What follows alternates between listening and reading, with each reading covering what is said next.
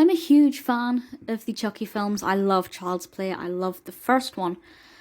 And unfortunately, the second Child's Play is not that good. I like it. It's decent enough. But it's a weak link between the first and third films, both of which are amazing. So the second film was released in 1990, directed by John Lafia and written by Don Mancini, starring Alex Vincent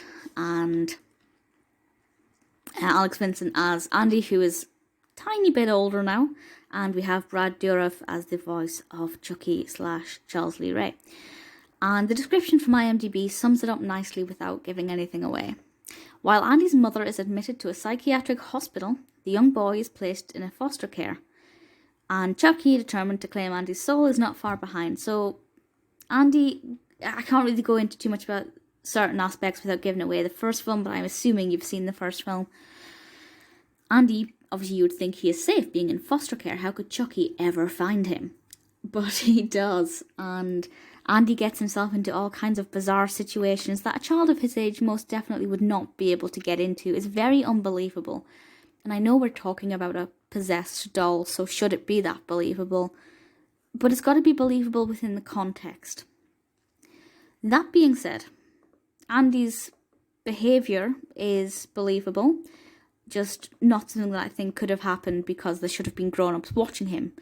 But when the backs are turned, fair enough. We get to see the factory. Chucky is more menacing than ever. You know, he's out for revenge. And when we're in the factory, I have to say the factory scenes I quite liked because I'm obsessed with factories and conveyor belts, particularly when it's a toy factory, because it's equal measures fun and sinister. You know, there's fun all around you, but you could, get sucked into a machine and get murdered. I don't know if a machine can murder you, but you know what I mean.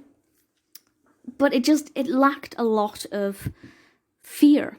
You know, there were moments where it could have been sinister and you think, oh my goodness, is Chucky right round the corner? Is he going to get him? Is he going to get Andy?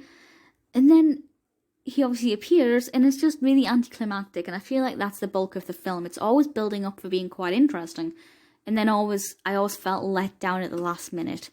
That's not to say it's a bad film as such. If I'd seen this one before the first Chucky film, maybe I'd have liked it more. I probably wouldn't have understood a lot of it, but I would have maybe enjoyed it more. But because Child's Play was so brilliant and gave me such high expectations, that I just felt like Child's Play 2 is a weak link. It's got 5.9 out of 10 on IMDb, which is fair enough. It's not a bad rating at all, to be honest. But compared to the first film, it just doesn't live up. But then the second film's brilliant, and from then on it gets pretty great.